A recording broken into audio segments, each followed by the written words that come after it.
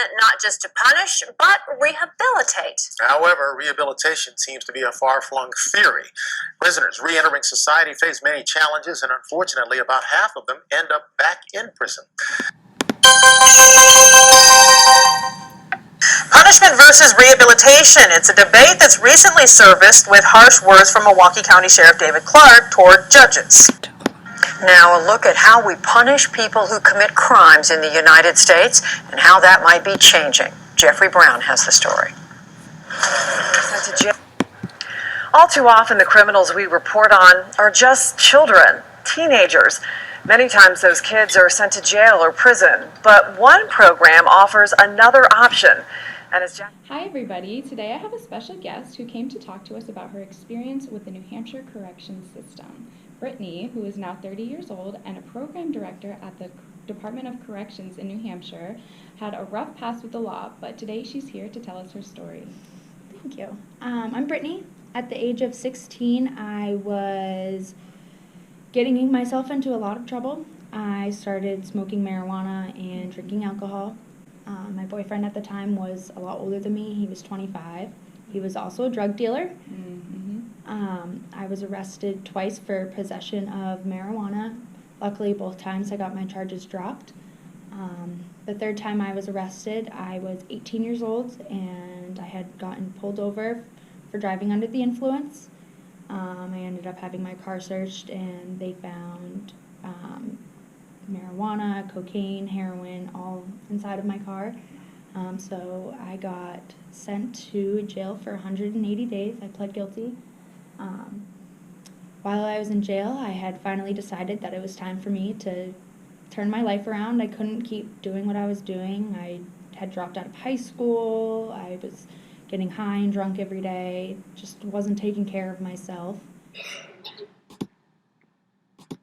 I thought I was a good drug addict. I'm like, hey, doctors prescribed this, so I'm okay. I'm doing what people are prescribed every day. If I was to leave now, I wouldn't make it. I'd probably OD. I'd probably be one of the guys on the news. I don't need 2 weeks, a month sober. Like, I need a year sober before I can finally say, okay, now I'm like on the right path. But since I've been convicted, I went and got my GED.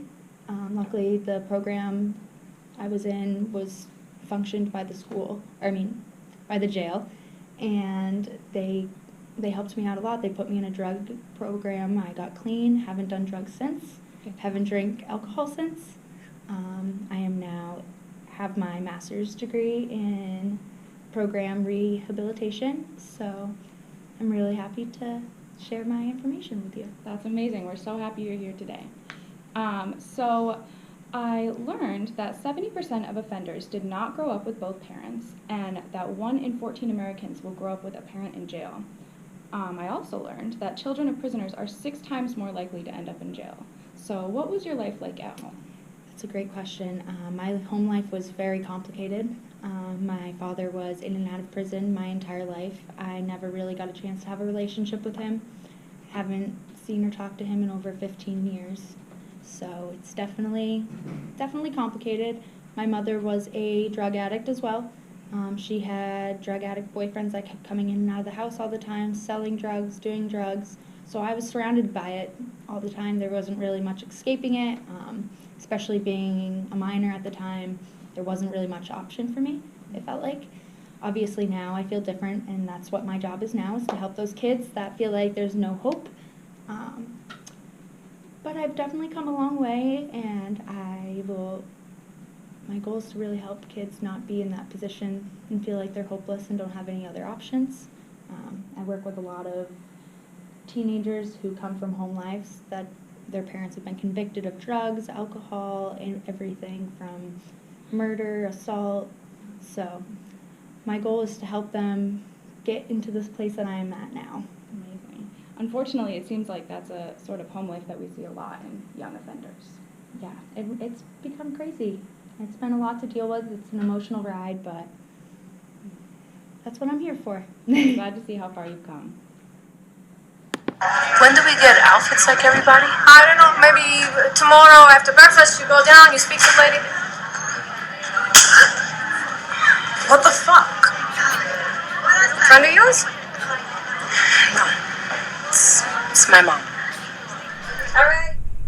Rick Van Wickler, the superintendent of the Cheshire County Department of Corrections, has some interesting views on this subject. These programs, we do see a lot of success from these programs. And we have some science, and that you can look it up. I can refer you to it, that looks at people that go through these programs and compares different modalities and who's successful in what program and who's not successful in what program. And you can look up the research to find that out. I can shoot you in that direction. What we tend to think, what the practitioner tends to see sometimes, is a lot of people recycling, a lot of people coming back. But probably more than 50% of the people we see once, and we don't remember them. The ones that we remember are the ones that the frequent flyers, the ones that we see often.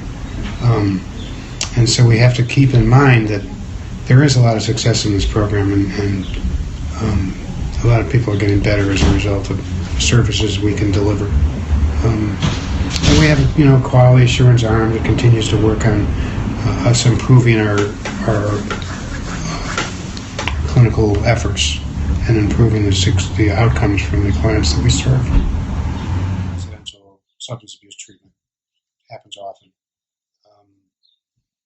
In Vermont, there's a program in Brattleboro, Vermont called Tapestry for Women.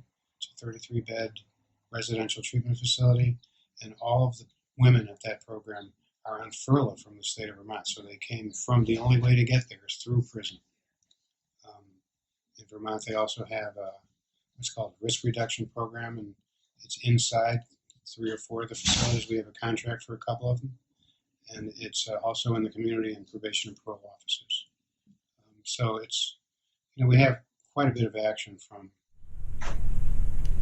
The Department of Youth Services in Ohio actually has a program called Reclaim. Part of a Department of Youth Services program called Reclaim. Instead of going to prison, the focus is on rehabilitation instead of punishment.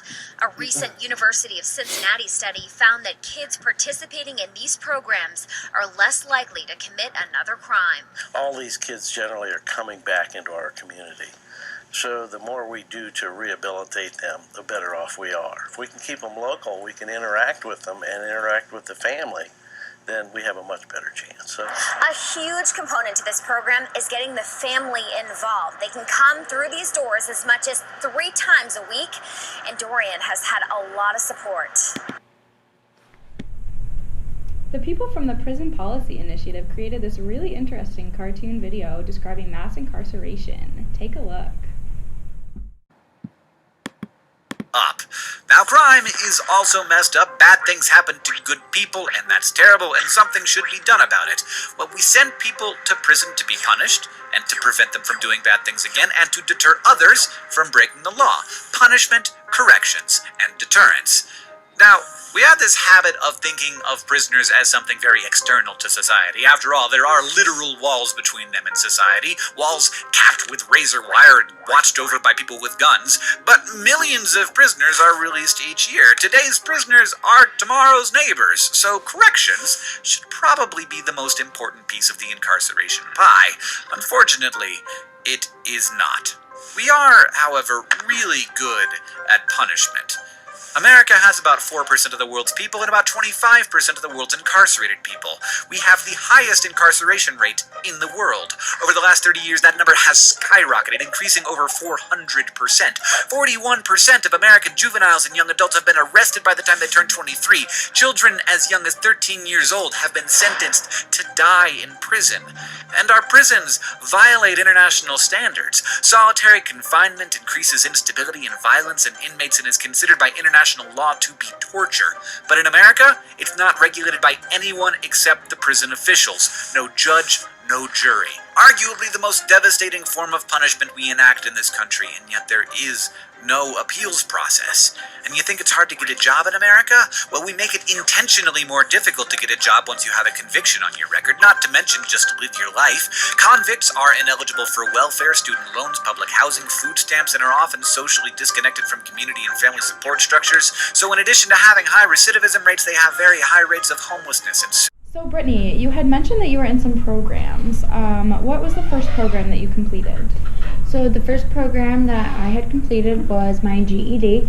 A lot of prisons and jails have the literacy program, which is designed to help inmates develop foundational knowledge and skills in reading, math, writing, just the basic skills you would get throughout going to public school or high school. In my program that I run, all of the inmates without a high school diploma are automatically enrolled. If they're there for more than a year, we give them an opportunity. Of course, they have to earn it. It must be on good behavior. So that was probably one of the most important and the first program I actually went all the way through. Oh, that sounds like a really great program. After you finished that program, did you take a break or did you go right into another program? So at the same time, I was also getting treatment for drug addiction. The prison where I work at now and where I stayed, we offered 2 programs, a residential and a non-residential, so they still give you the opportunity to get help once you get out, so you're not left alone. It's a great add-on to everything. Obviously, when you're there, the treatment is there to help you. You go to classes, AA meetings, you talk, you do therapy sessions, everything. It's pretty helpful. That sounds really great. So what was the last program that you were a part of while you were in jail? So yeah, it was my drug abuse one. When I got out, I continued to do the non-residential one. I came twice a week. I ended up becoming a mentor to other inmates that were there, and that's kind of how I worked my way up into the position I am now. That's awesome. So which of the programs that you were in do you think was the most beneficial for you personally?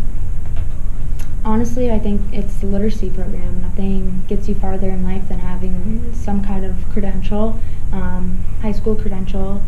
It definitely helped me get a better job right out of being in jail. Without it, I wouldn't have gone to college. I wouldn't have been able to go and get my master's. I wouldn't be doing what I'm doing today, and I think everyone deserves at least that much. I definitely agree with you. So you began to speak about this a little bit, but what happened after your programs? So after my programs, I got put into a halfway house where they helped me kind of work towards putting myself into society and being a positive part of society. That was a big deal. They helped me get a job where I worked in retail at a clothing store for a little while. I decided to go to community college. I worked for my grants and scholarships. I ended up getting my degree and master's, and I think that was, yeah. Great. So what do you think the most beneficial parts of being in a program is? And what recommendations do you have for different programs or changing the programs that are already there? I think the biggest thing is life after prison, in jail and doing time. It's a big deal getting back out there. As a felon, it's hard to get a job somewhere. It's hard to find the motivation to want to do good and to change your life. And I think when you go through these programs, you always have something to fall back onto, especially in the programs I work with. People are allowed to come back and help. You're allowed to come back and join other programs and just anything to do with being able to go out there and be a full member of society.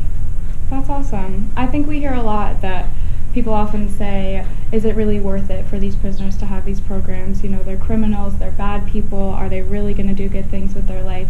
But I really think that you, Brittany, have proven that you are a good person and you can do great things with your life with the help of these programs in these